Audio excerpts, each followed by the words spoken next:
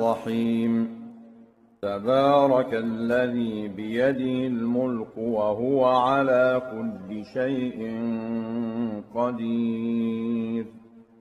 الذي خلق الموت والحياة ليبلوكم أيكم أحسن عملا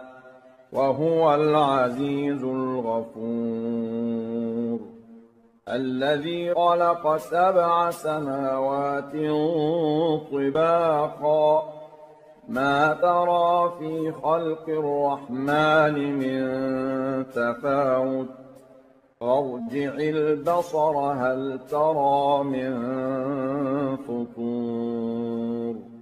ثم ارجع البصر كرتين ينقلب إليك البصر خاسئا وهو حسير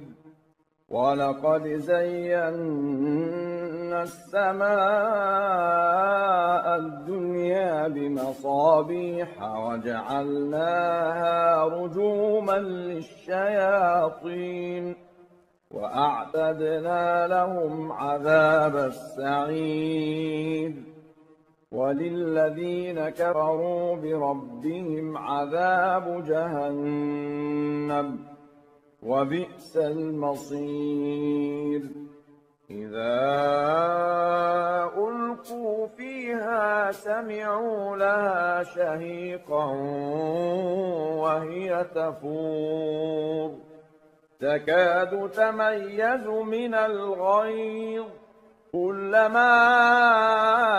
ألقي فيها فوج سألهم خزنتها ألم يأتكم نذير قالوا بلى قد جاءنا نذير فكذبنا وقلنا ما نزل الله من شيء إن أنتم إلا في ضلال كبير وقالوا لو كنا نسمع أو نعقل ما كنا في أصحاب السعير فاعترفوا بذنبهم فسحقا لأصحاب السعير إن الذين يخشون ربهم بالغيب لهم مغفرة وأجر كبير وأسروا قولكم أو اجهروا به إنه عليم بذات الصدور ألا يعلم من خلق وهو اللطيف الخبير هو الذي جعل لكم الأرض ذلولا فامشوا في مناكبها وكلوا من رزقه وإليه النشور أأمنتم من في السماء أن يخسف بكم الأرض فإذا هي تمور أم أمنتم من في السماء أن يرسل عليكم حاصبا فستعلمون كيف نذير ولقد كذب الذين من قبلهم فكيف كان نكير أولم يروا إلى الطير فوقهم صافات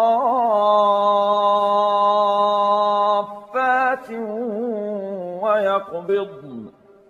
ما يمسكهن إلا الرحمن إنه بكل شيء بصير أَمَّنْ هَذَا الَّذِي هُوَ جُندٌ لَّكُمْ يَنصُرُكُم مِّن دُونِ الرَّحْمَٰنِ إِنِ الْكَافِرُونَ إِلَّا فِي غُرُورٍ أَمَّنْ هَذَا الَّذِي يَرْزُقُكُمْ إِنْ أَمْسَكَ رِزْقَهُ